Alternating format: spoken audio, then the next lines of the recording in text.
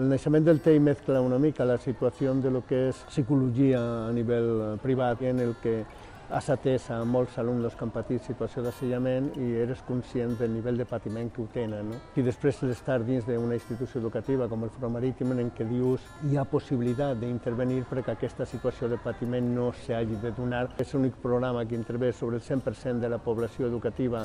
També afecta a professorat i el que és famílies. En situacions de violència és molt important que sigui una intervenció multidisciplinar, modificar el clima i la cultura d'un centre educatiu des de totes les vessants.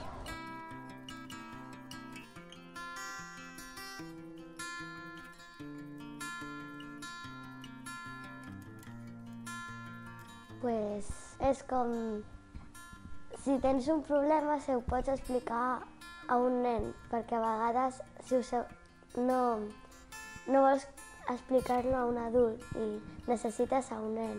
Si no saps resoldre, s'ho pots comentar al teu tutor i que el teu tutor t'ajudi a solucionar-lo. Jo estava emocionat perquè anava a ser el tutor d'una nena més petita que jo. El projecte dura un any acadèmic i el fan al curs de tercer i al curs de cinquè. Es comença a tercer perquè és un curs on es nota que comencen a haver-hi conflictes importants, que potser no es tracta d'assetjament pròpiament dit, però sí de petits conflictes que si no es tallen o no s'aturen poden arribar a ser assetjament. Ja comencem a fer la formació tant als alumnes de primer com amb els alumnes de tercer. Què és bullying? Una cosa és un petit conflicte d'un dia i què seria un bullying, un assetjament, no? Que seria una cosa continuada, una cosa amb un desequilibri. Amb els alumnes de tercer també se'ls explica com a solucionar els problemes, és a dir, si jo veig que hi ha una baralla al pati, no puc anar allà com un pinxo i separar-los com si fossi Superman i generar un altre conflicte, no? És que en el nostre cas tampoc hem tingut gaire... Perquè tampoc hi ha hagut cap problema, no? Suposo que no m'agrada. Quan ens creuem ens diem hola, ens pregunta si estem bé, però no està tot el dia sobre nostra, perquè si no ja seria molt agobiant. Tenen la seva vida, han de socialitzar per elles mateixes i no estaràs tota l'estona a sobre, preguntant tot el dia, cada hora. Jo diria que els grans beneficiaris del programa són els tutors, sense cap tipus de dubte. A l'inici pensaven que eren els tutoritzats, però evidentment són els tutors, perquè ajudar és el que produeix realment un desenvolupament d'autoestima. Doncs quan ells agafen aquest compromís ho fan i ho fan molt bé, perquè n'hi ha molt poques vegades que el protagonisme tinguin els alumnes dins del sistema educatiu. Treballem l'autoestima, l'autoconeixement i la inclusió social, que són tres eixos fonamentals per evitar qualsevol tipus d'abús de poder. També hi ha activitats conjuntes trimestrals perquè ells es facin amics o tinguin el perfil de germà gran al tutor i de germà petit al tutoritzat. La major part de les intervencions no estan pactades. La relació tutor i tutoritzat són en espais informals. L'entrada de l'institut, les hores de pati, quan tingui qualsevol situació de conflicte que parli, però també acabaran parlant, jo què sé, de la seva nòvia o que li agrada a Maria, no? El pla de tutoria entre iguals està integrat dins del pla d'acció tutorial. Tots els alumnes, des de primer fins a quart, estic parlant de graus, tenen un tutor. I hi ha una especialitat, que és molt més gran, que és amb els alumnes de primer. Acaben d'aterrar a la facultat, no ho desconeixen tot. Per tant, necessiten un recolzament, un acompanyament millor, més, diguem-ne, que la resta. Sí que sabia que a primer tenia una tutora o un tutor, l'únic que no vaig anar mai a cap tutoria ni...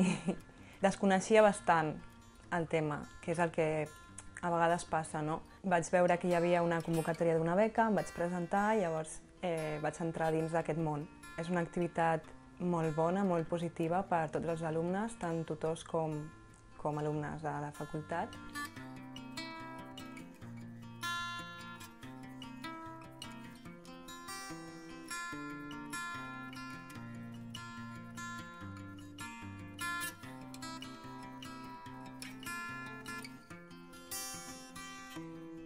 És voluntari, sí, però té una compensació. En els graus hi ha 6 crèdits que són de reconeixement. L'alumne els pot destinar a fer durant 2 anys d'alumne tutor. Els hi fem sessions de formació, per exemple, per presentar-se en públic, per fer una sessió amb els alumnes. La veritat és que és una experiència molt bona perquè, a més, sempre m'havia fet molta vergonya parlar davant de la gent i tal. I bueno, és una oportunitat per millorar les habilitats comunicatives, per perdre la vergonya. La primera tutoria estava molt nerviosa, no sabia com sortiria, i al final la fas i surts supercontenta perquè a més veus que els alumnes demanen consell, sobretot, tu parlant des de la teva experiència, tu també vas ser alumne de primer i saps els dubtes que tenen o que poden tenir o el que els convé saber, la informació, el que a tu t'hagués agradat que et diguessin. S'han avaluat, em sembla que són 12 variables diferents, tots treuen resultats positius. Baixada molt de lo que és absentisme escolar, pujada de nivell de notes i, sobretot, el centre no pot ser un espai hostil, no pot ser un espai en què hi hagi alumnes que venen en un cert nivell de por. Jo crec que ha millorat la convivència escolar, se li ha donat tranquil·litat als papes que estan molt preocupats pel tema de l'assetjament escolar. L'assetjament el que necessita és silenci. Hi ha un company que està patint i que tothom ho sap, però ningú gosa trencar això, no? I es tracta d'empoderar el que són els alumnes, de que intervinguin. Si ells no es veuen amb prou força, que avisin a un adult o que avisin els seus tutors de tercer, perquè després els adults a vegades no ens enterem.